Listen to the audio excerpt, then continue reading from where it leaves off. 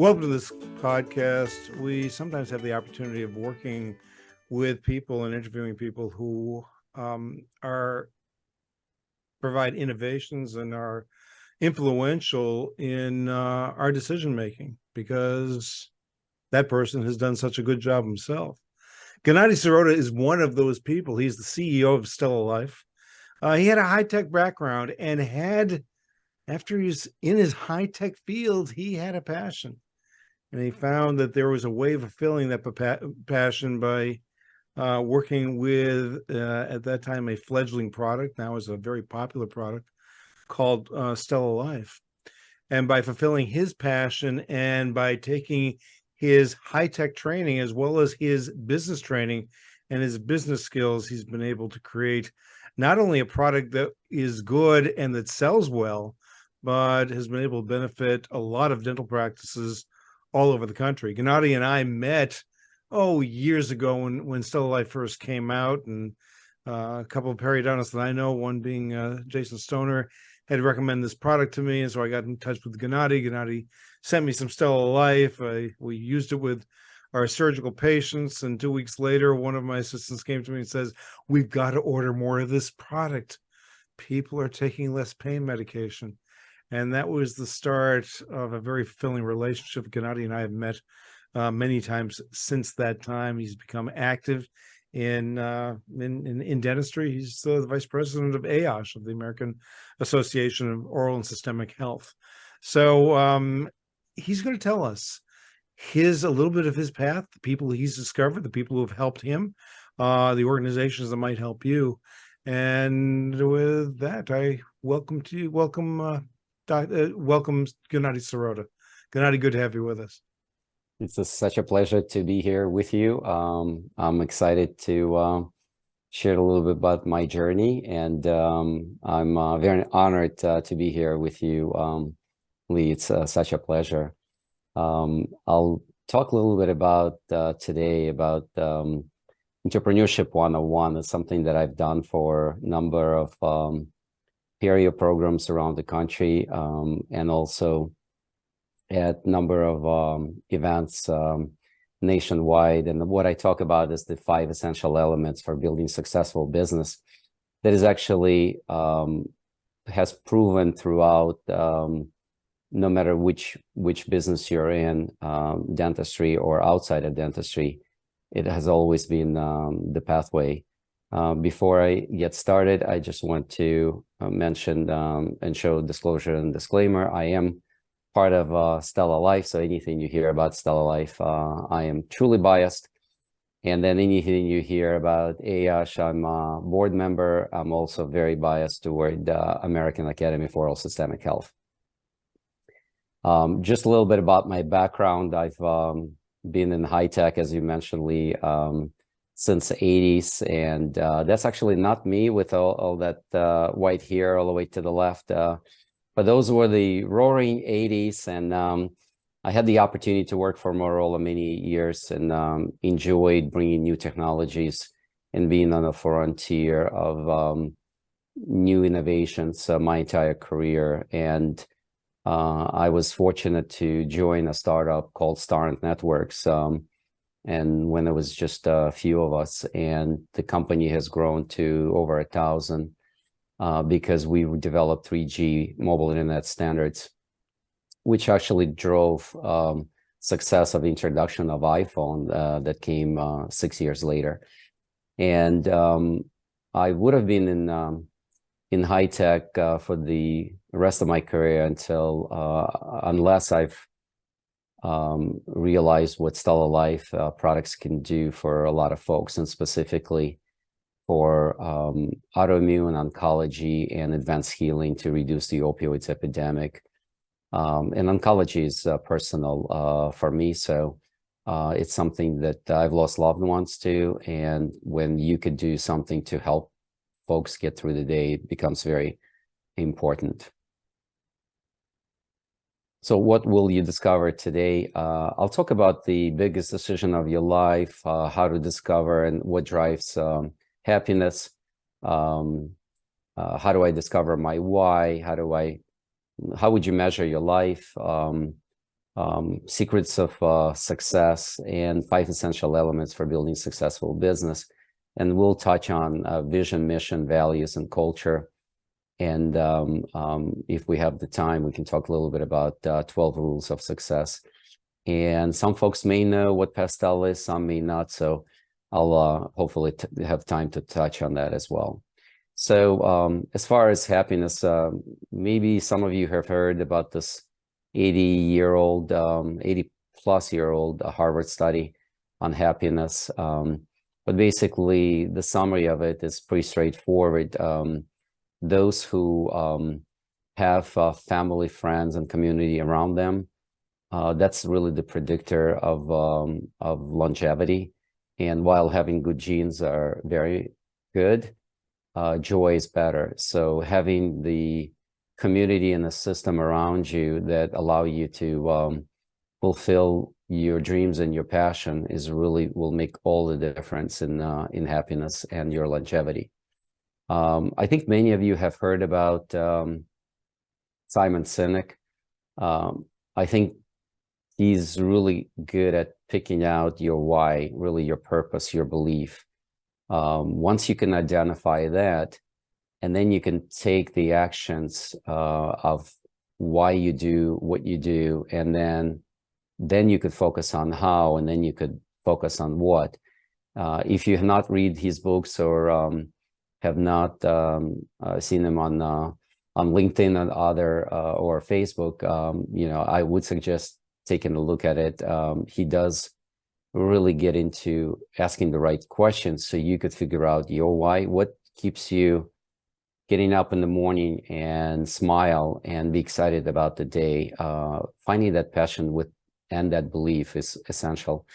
And if you have not seen his TED Talk, I think he's the 3rd most watched TED Talk of all time or something. I know he's definitely in the top 5. And you could just search for him on TED and you look for inspirational leadership. I think it's one of the better 15 minutes that you could spend in just listening to him and why certain companies succeed, why leadership is in certain way quite essential in building successful company, no matter what company it is. And then I always look at it and kind of break it into envision the future, follow your passion, and then inspire others to make it a reality. If you could do things like that, then I think you'll have a pretty successful business and the right team with you. I think many have heard about Dale Carnegie. So just in summary, and he has a number of books. I think the one that's really been a game changer for me early part of my career and kind of throughout my career is How to Win Friends and Influence People. I think there's so many insights that he provides, from being a good listener to always have a smile. And I think the one that's really most important is, become genuinely interested in other people. And I think that becomes a very essential aspect of how, you could drive success long term. And then, and also ability to view things from the other point of view. So not always look at your own point of view, but being able to transplant yourself into another person's position and actually feel it and understand why they say what they're saying and how they're seeing things.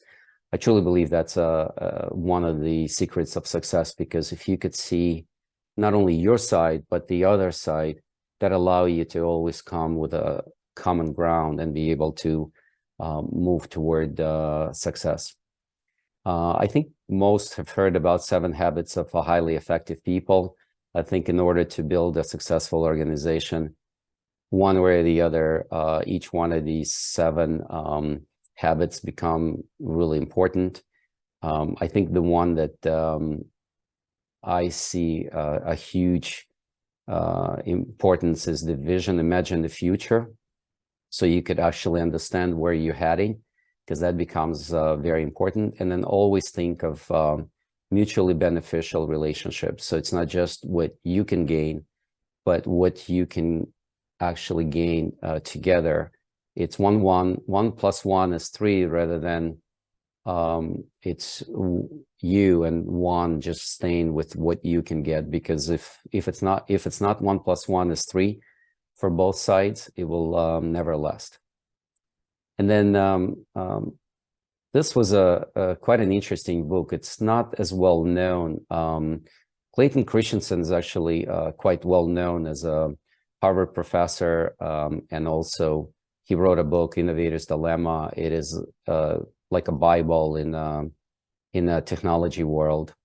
But this book, a lot of people have not heard. And basically, he makes this really interesting point that, you know, once you have a chance to read his book or read about this book or read about him, is that the most important motivator is really not money. It's the opportunity to learn, grow in responsibilities, and contribute to be recognized. Now, it sounds really like, well, that's great. It sounds like we know what that answer is, but building your life around this and your organization around this that allows other team members or your family members feel the same way makes a huge difference. And then think of a metric in which you will be judged and make a resolution to live life every day on that metric that will allow you to judge your life as a success.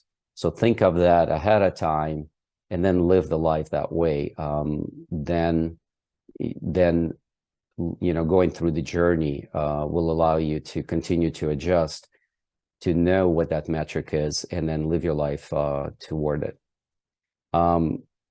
A lot of businesses, and this is something that I find, whether that's in the high-tech, biotech, dentistry, or medicine, a lot of businesses search for their vision, their mission, their core values, and then figure out what their strategy execution is and how to measure it. I think if I would say one of the most essential things in building a successful business, I would say having the vision and the mission and the core values defined so clearly that not only you understand what it is, but your entire organization. And I'll give you an example. You know, vision without action is a dream. Action without vision is just passing time. And then vision with action can change the world.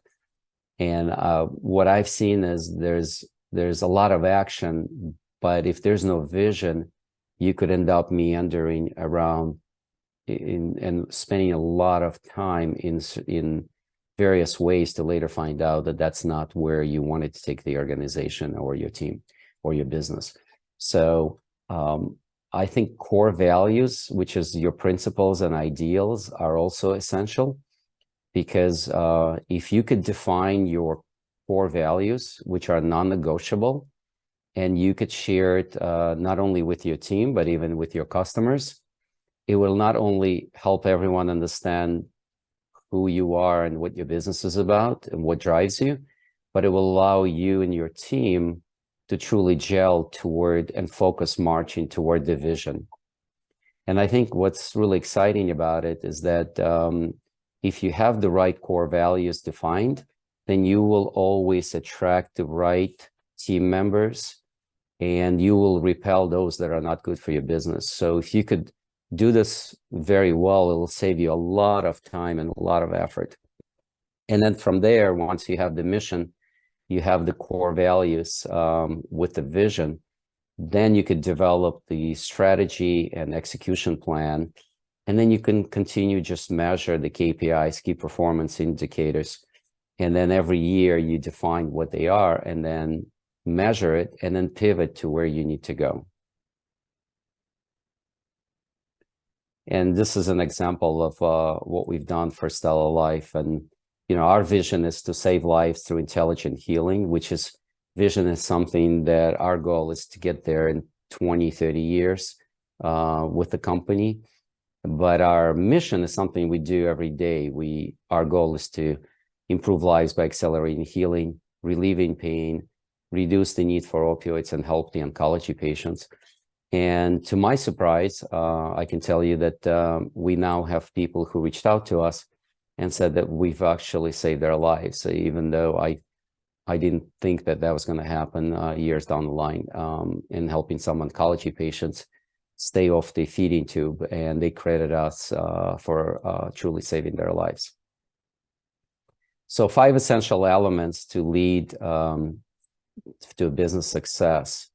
There are many different elements to build business, but these are the 5 essential elements that have been identified by Bill Gross, who actually successfully invested and incubated over 100+ companies. And he looked at his own companies, and he looked at another 100+ of outside companies, and he found that these are essential elements. Without these elements, if one of them is really not doing well, it will be difficult for business to survive long term.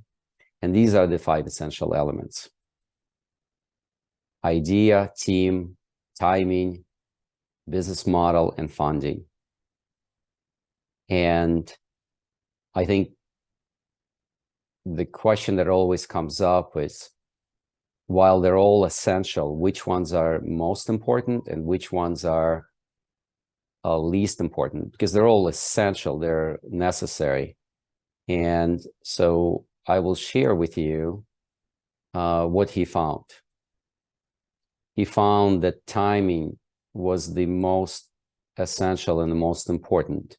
What he found is that even if you have the best team, the best idea, which could be product or a service, best business model, that you could scale your organization and everyone's aligned and everyone's doing the right things, and you have plenty of funding, you have money in the bank to pay for everything that's happening in the business today and tomorrow. If your customers are not ready, you could do all these four very well. And if the technology is not ready, the customers are not ready, the timing is not there, then that will constitute no success for the business. So what I'll do is I'll touch on each one of them and how you can think about how you can improve in these areas, and what are some of the things to think about for your own business. So timing is everything, and I always believed that it has been and will be.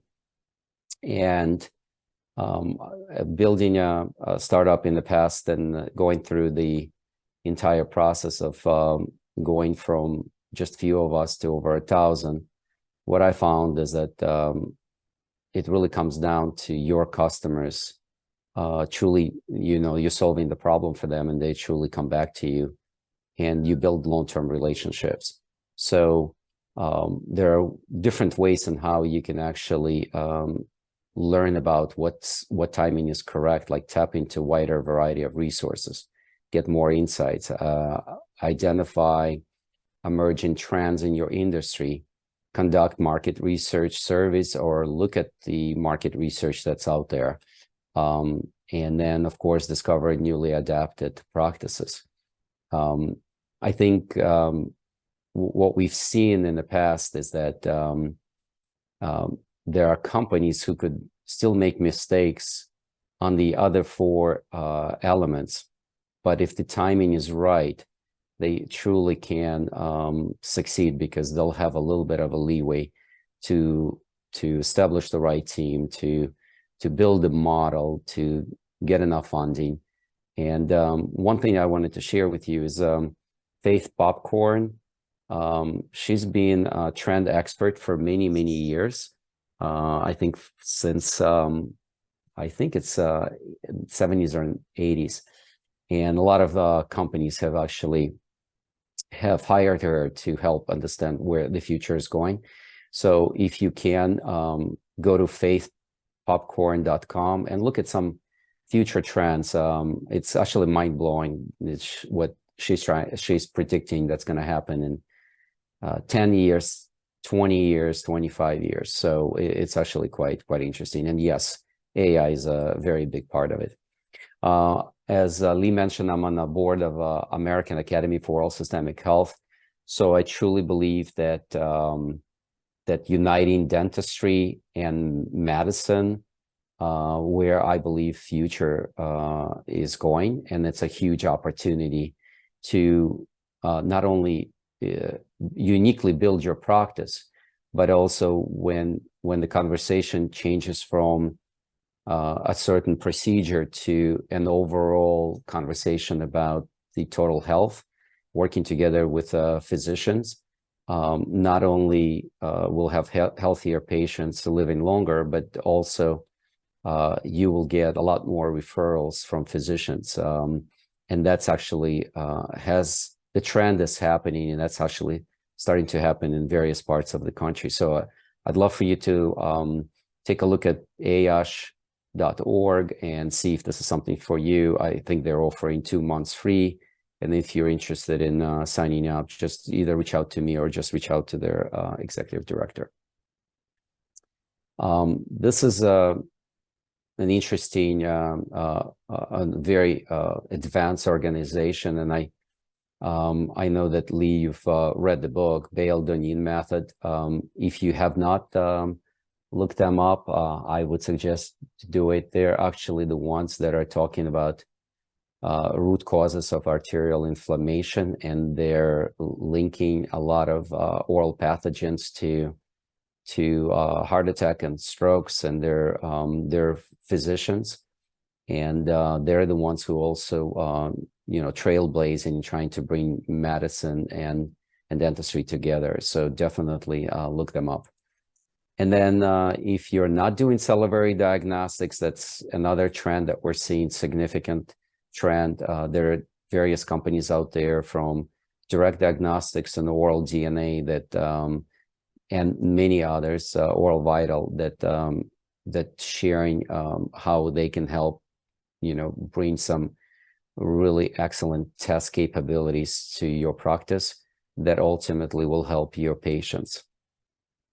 And then back to the team, high performance leadership is really essential to building the right team, and the 3 pillars of trust: honesty, benevolence, and competence. And truly, trust is one of the essential elements. And then, of course, with competence, then the team gets on board, and having the right vision, having the right mission, and the values that are defined, that your team is aligned with, they're going to stay with you by far longer than any pay raise. I know pay is essential for a lot of folks to stay in their jobs.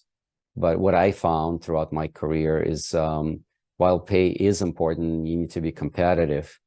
If they're aligned with your mission, vision, and the values, they'll have a much harder time leaving for an extra salary or bonus from somebody else, because if they're passionate and they truly feel that they're contributing, it would be, they would think 10 times before they would actually leave you. And then one thing that I would share with you is that venture capitalists, and I've dealt with a number of them throughout my career, is that what they do, they don't invest in ideas or products. They actually, the smart ones, invest in the A team, because they know in order for the company to survive and do extremely well, you need the A team, because they can even take B ideas and make it work. If it's vice versa, the B team could take an A product or a service and not make it work. So that is essential why building the right team is very critical and right at the top of the elements. So many of you have heard and read Maslow theory, his hierarchy of needs. I think the reason that I share this is that when you're hiring and building a team, it is important to understand not only where you are on this hierarchy of needs, but just as important as where the people that you're hiring, where are they? Because if they're in a certain category here, the conversation will be very difficult if you're trying to achieve a certain objectives and goals, and they need to be at the top of the hierarchy, but in reality, they're still at lower levels of hierarchy. It will be very difficult for you to get them up and running and actually align with your values. So this becomes a very important aspect. Many of you have heard of disc profiling. Some folks believe in it, some do not.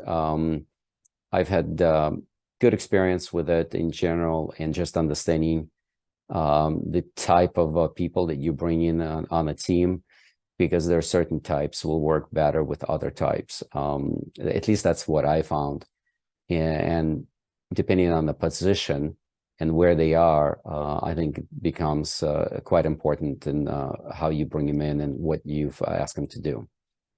And then Chicago, both University of Chicago has a number of different courses, and I had fun attending one of them, and this was high performance leadership, and choosing leadership, and on this scale that you could see, there's only one is true, and everything else is not. And I'd love for you to look at this. For example, do all leaders have charisma? Do all leaders have all the answers? If you can't lead, you're not a leader. You can clearly spot a leader, and leaders are extroverts, and leaders don't make mistakes, and leaders are the ones that are born to be leaders. This is quite interesting in many ways, because you'll be actually surprised when you ask folks on your team, if you give them some of these questions, you'd be surprised what kind of answers you would get. So what are the answers? There's only one of them here that is actually true. What's that? And the only one is actually top right. If it's not written, it doesn't exist. Exactly right. And I found this so many times. And actually, I think, our team and folks at ASH, I think they're tired of hearing me all the time, because we all talk about great ideas within, let's say, StellaLife, and I would always say, let's write it down, because if we can't, you could always try to verbalize something, but if you can't write it down, it's not going to work. So if it's not written, it doesn't exist, and found it always to be true. And then, of course, Steve Jobs. I mean, he's been a figurehead for leadership, and a lot of business schools talk about him. And I find a lot of these are actually extremely useful, these 12 rules of success. The couple that I truly, and they're all actually very good. I think the one that I'm really most aligned with is do what you love. If you're passionate about what you do and you love what you do, it's not a job. If it's not a job, you don't mind doing it. If you don't mind doing it, you're going to spend extra time. If you're going to spend extra time, you are by far more likely to get really good at it. Once you get really good at it, you will enjoy it more, and you will, from a growth perspective, get there faster. So I've always, if young kids who are graduating from colleges or going to college and trying to decide what they want to do, they ask me the question. I always say, it's truly find your passion and just go after something you love to do. And all others are also quite important, like SWOT analysis, be different, be entrepreneurial, be innovative, focus on outcome. Those are all quite important. And then the other books that are really useful, help them grow, watch them go. That's a really good book. And then Talent War, and the new 1 Minute Manager. I think there's a lot of insights from these books. I think in summary, I think it is essential for you to identify your high potential or high potentials in your business and give them a career path. And if you could do that and take care of them and allow them to grow, your business is going to do extremely well, because those high potentials will help you take your business to the next level.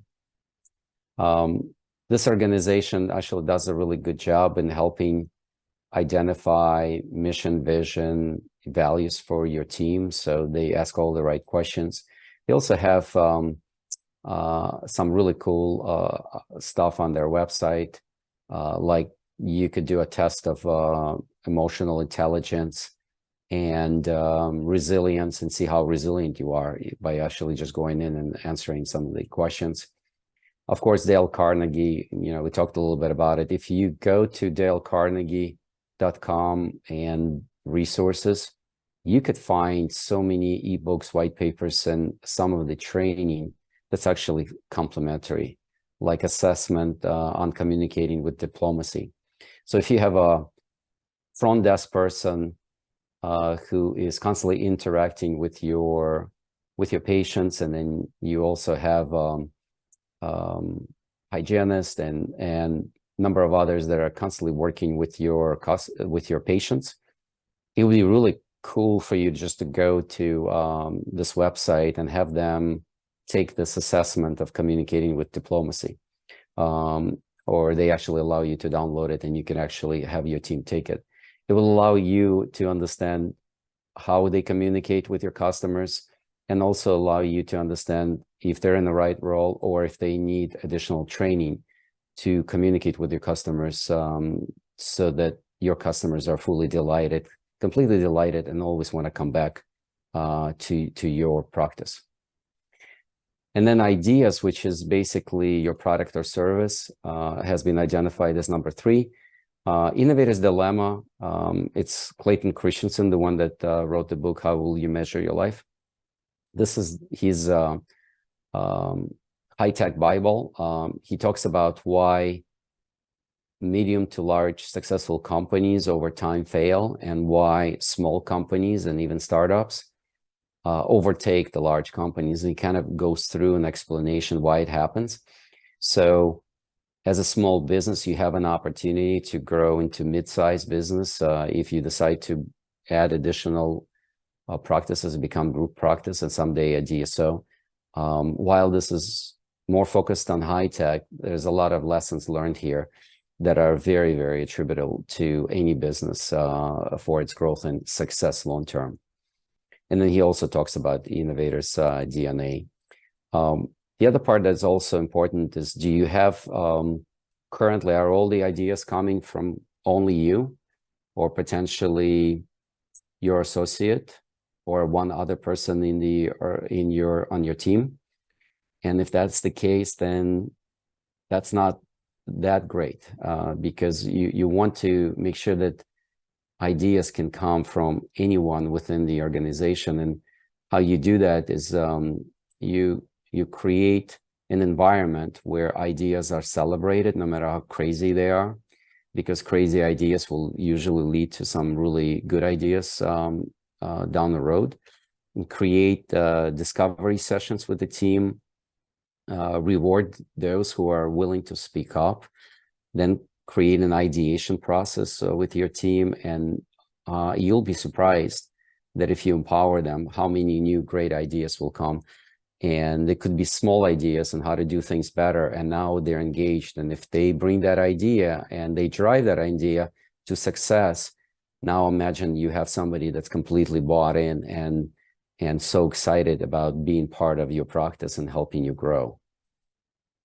There's various ways in how you can increase your profitability in your practice. Dr. Whit Wilkerson shares the ideas and how he utilizes the products and specific services to increase profitability in his practice. and he's part of Dawson Academy and also taught at AIOSH, and really talks a lot about how you could partner with different companies and utilize their services to improve lives, save lives, and at the same time, truly drive your profitability. And then business model, this one is becomes a little bit more complicated when you go from one practice to two, and then from 2 to 4, and then 4 to 7, and then 7 to 10. It gets a little bit more complicated because now you have to be thinking how to scale your business. And as you think about how do you scale your business, you have to start thinking about how every one, no matter which locations there are, that they're fully aligned. So this is where the core values, core focus, targets, marketing strategy, 3-year plan, 1-year plan, quarterly reviews, and specific actions that are done across the entire organization, and everyone has to communicate. So it becomes a very critical aspect for scaling the business, especially when you go from 1 to 2, but from 2 plus, it becomes very, very critical. This is one of the better books that I could recommend. If you go to eosworldwide.com, you can actually, they have a lot of interesting information, a lot of interesting tools that you could actually learn on these 6 business fundamentals, which is develop and communicate your strong vision, and then get a pulse on your business, have a scorecard, which I call KPIs, and then synthesize how to do things, which means, and then you could make sure that it's done in a systemic way so that everything that's happening is fully aligned across the organization, and then bring vision to life, and then make sure that there's a full collaboration in the environment for success. And then the final essential element is funding. There are all types of different ways to get funds, from bootstrapping, family and friends, loans, crowdfunding, angel investors, of course, private equity, and partners, and various other ways to create funds. And in the past number of years, getting funding has not been super difficult. It is changing. So making sure that you have enough cash to do what you need to do for the next 3 to 5 years is quite important.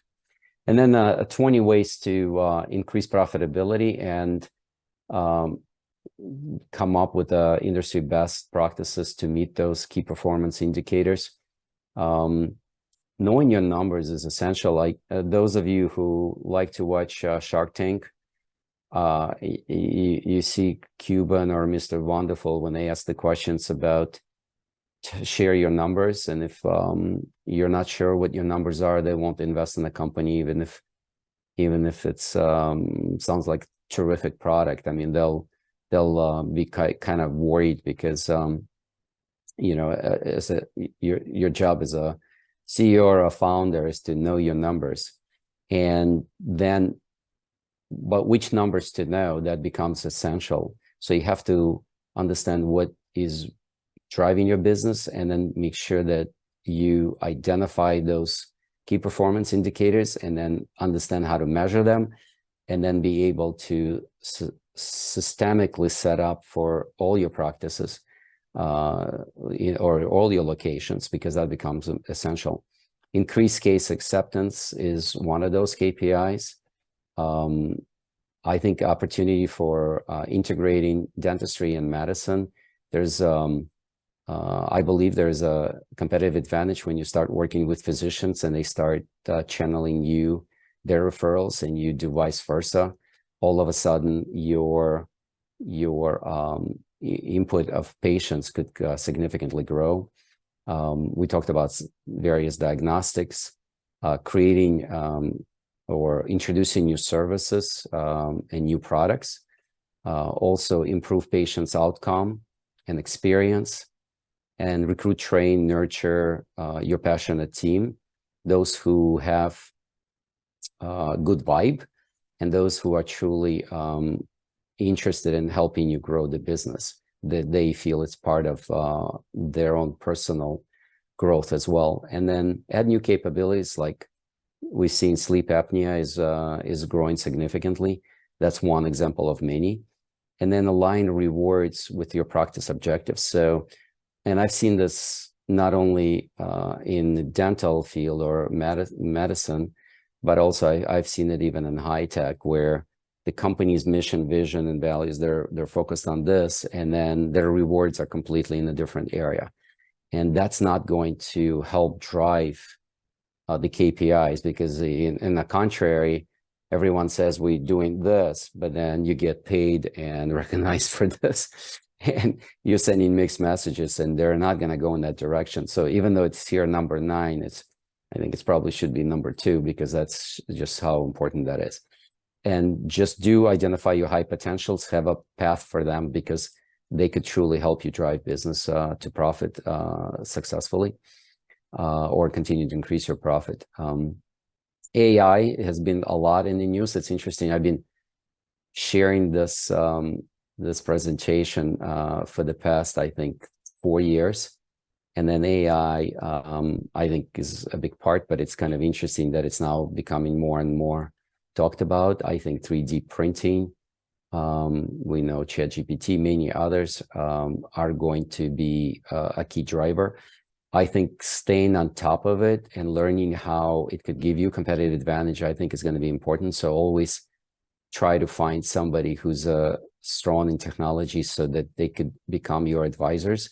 I think that would be a very strong recommendation from me. And then increase your capacity by 80 hours, turn unscheduled visits into long-term customers, continue to increase your ROI, getting your new patients with correct marketing, and also enable same-day treatment. If they're walking in, if you could do that, that will help you bring a lot of new customers, convert calls into visits, provide terrific customer care where they love you, and then make sure you have insurance and payment terms for them, for those who need it.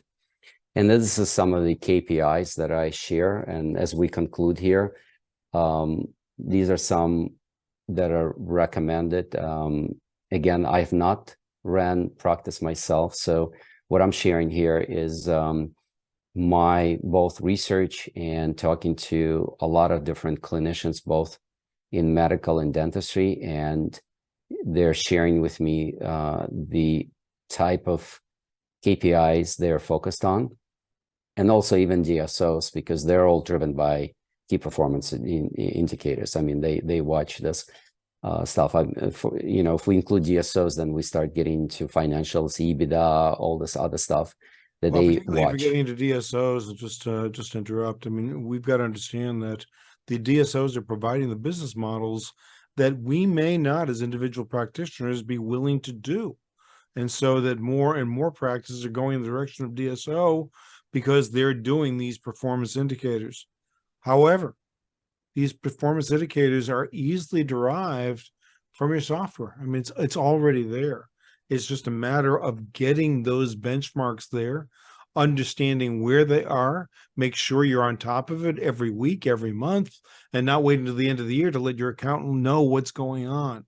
And if you're able to look at these benchmarks, and every one of these benchmarks here are important. I mean, treatment acceptance obviously is a big deal. And if our treatment acceptance is down for 1 month, well, we have to find out what happened. You know, what happened? What did we do wrong? What did the financial arrangements system do wrong? If we know that now in the month, well, we're recording this in the month of May of 2023. If we know that now, we can make the correction in June rather than find out at the end of the year what happened. So one of the keys to maintaining an independent practice, which is what the IDS is geared to, is to make sure that we're running a business model that's going to measure our successes, and then we can apply all of these important ideas, including high tech, and making sure that it's high touch, and that we're providing something that's better than anybody else can provide in your area.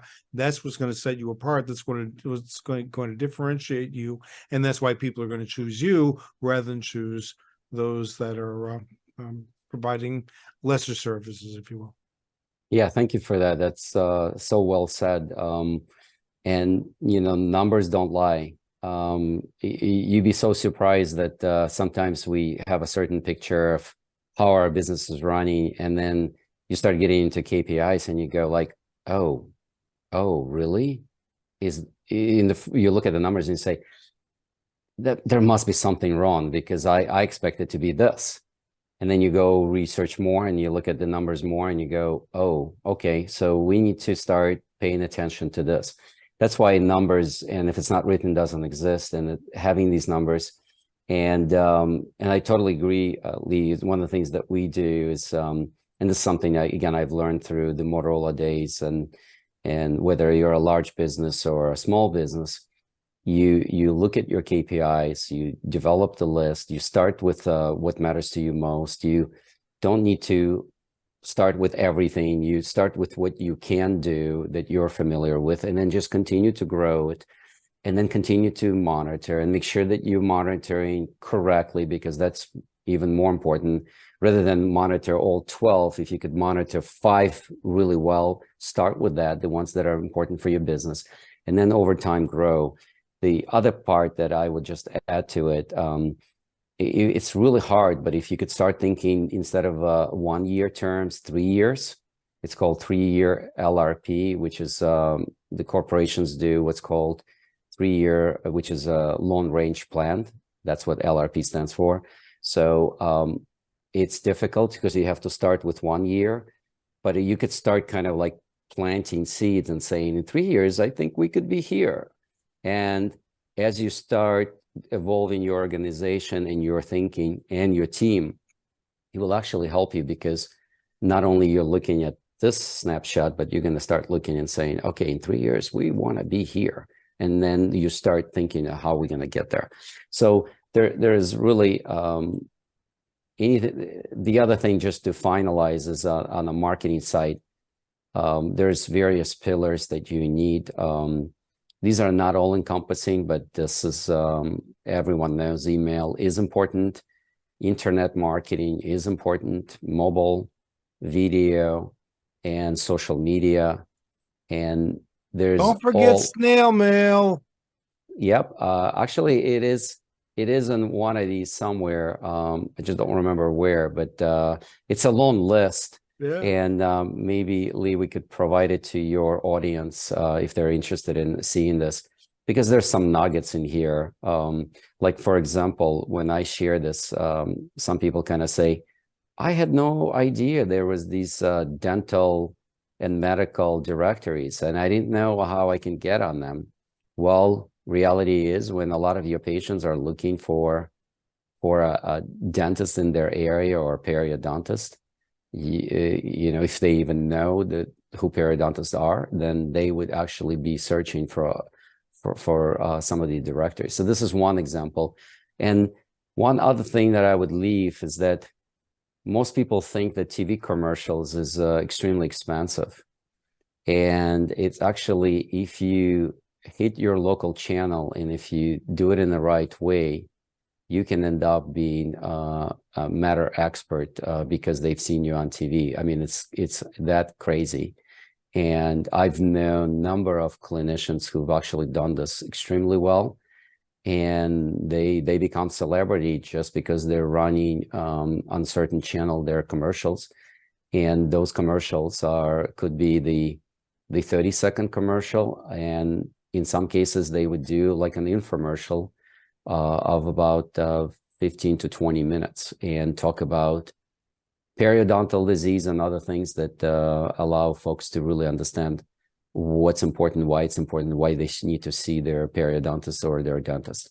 So with that, and then there's pay-per-click, and then there's Facebook and Instagram and many others.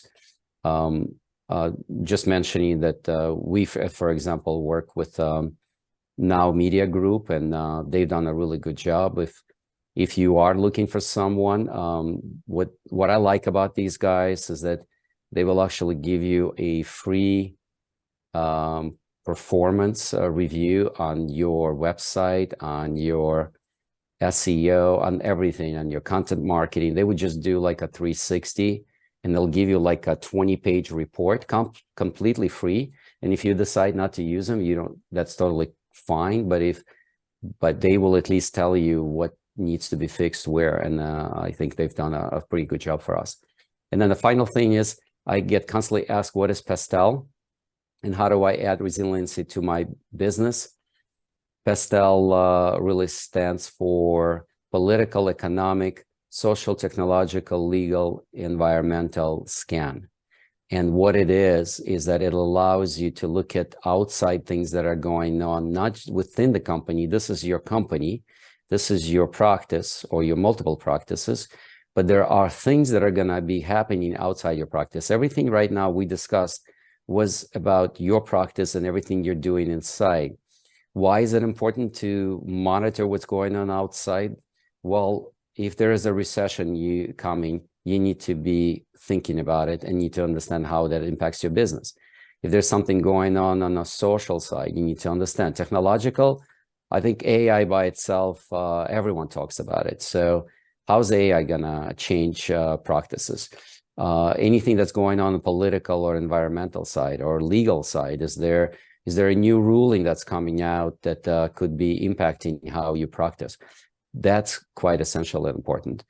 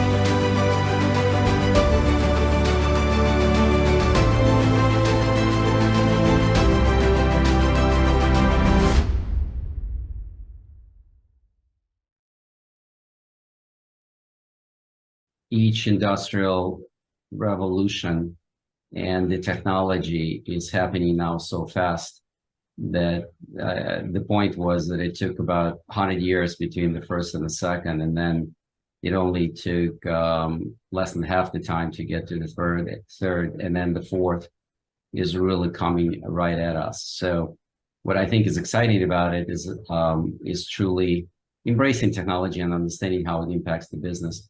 These are a number of books that I recommend, and and also some TED Talks. But I think each one of them offers some really unique insights and a lot of different things that we discussed. I want to thank you for the time, and if there is any questions, I can answer any questions. But I appreciate spending the time with you, and I hope you found and your audience found this useful. That was great, Gennady. Appreciate it. You want to go on full screen and we can talk? Yes. Good. I mean, this is inspirational. And for anybody who's looking at this, I think the first question I would have is, there was so much information here. Let's assume that you're a budding young practitioner. What's the first book you would read? That's a fantastic question. So I would definitely look at the essential elements. I think that's a really important factor. And then there are a number of books that are there. But I would probably go with Dale Carnegie, because I truly, between Dale Carnegie and Seven Habits of Highly Effective People, I think those are just fundamentals that if you're starting early in your career, you set the right fundamentals for your practice. That's where I would go. And then later start figuring out what your vision, your mission, values are, so that you could actually rally up the team, because you'll get there faster, by far faster, if you could get that done well. It's good. You know, you mentioned the fact that it's important that you take your high performers and give them a future, make sure that they have a future, and reward them for this, so that in fact they can make a career out of your practice. I can only give an example, a personal example, and I'll give it to you because many of you know her, including you, Gennady. You know Danielle. Now, Danielle started with me as a surgical assistant. She'd been an orthodontic assistant someplace else, and then she came to me. And there are certain things that you see in an individual. You say, well, how can I reward her? And so she moved from surgical assistant eventually to part-time office manager, then full-time office manager. But still, she has a family and she's capable of so much more. Danielle had been, and I only found this out after the fact, had been considering going to nursing school in order to be able to be more valuable and actually provide a better living for her family. So, of course, promotion to office manager, and then increasing the size of the practice, that increases the amount of money that she gets paid. But still, you take that individual and you see what else she can do. And so now she's co-director with me of the IDS, and that's more income for her and harnesses her responsibilities. So the question is, you don't have to become consultants like we are. That isn't the idea, or start an organization. But the idea is, what can you do in order to be able to take that valuable person and not only reward her financially, because that's not the whole thing, as Gennady said, but to allow her to grow and allow her to see that she can reach an additional potential with you. It could be with contacts that you have in industry, so that you can provide for that key person's growth that way. It's just a matter of using your imagination and always thinking big. Don't think small, think big. Think beyond where you are. Notice Gennady was talking about, look at a 3-year plan.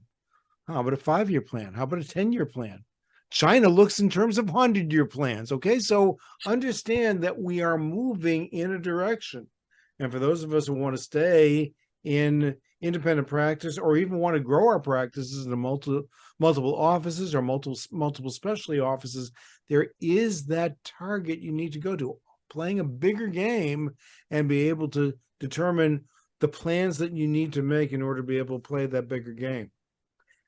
Understanding the key performance metrics, which is what Gennady spent a reasonable amount of time on today, is the way to be able to track your business. That's what you need. That's essential. But in order to be able to look farther, look beyond that, you need to look at other examples of people in your own community, or even look at Gennady and look where Gennady was and how he became who he is now, in order to be able to see that there is a much bigger game you can play. And I know you're saying, oh, I've got all these problems here with my practice and these patients, but nah, just play a bigger game. That's a Hubbard quote. Play a bigger game, or at least a paraphrase. Play a bigger game, and all of these problems have their own perspective. They're minor by comparison with what you can do, not just for yourself, but really for society. That's the whole idea. Very good. I want to cover one other subject, because people are always looking to grow their practices. And you're the vice president of AOSH, and you're involved with Whit Wilkinson's group as well, IDM Scholar Society.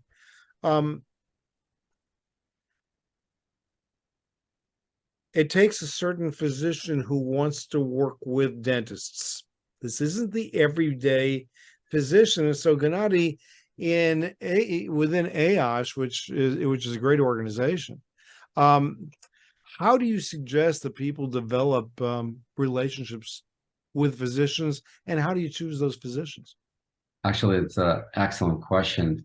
And I've now met a number of both physicians and dentists and periodontists that actually form these relationships. They have a lot more insight than I do, but they share one common element is they all join AOSH first. At AOSH, they learn about oral systemic health, and then they meet like-minded both dentists and physicians, even though they could be thousands of miles away, and they get a chance to ask these type of questions. And whether it's Dr. Susan Maples or Dr. Susan Estep or Dr. Ellie Campbell, who's a physician, or Dr. Alan Reisinger, they're all have their stories and how they've successfully done this.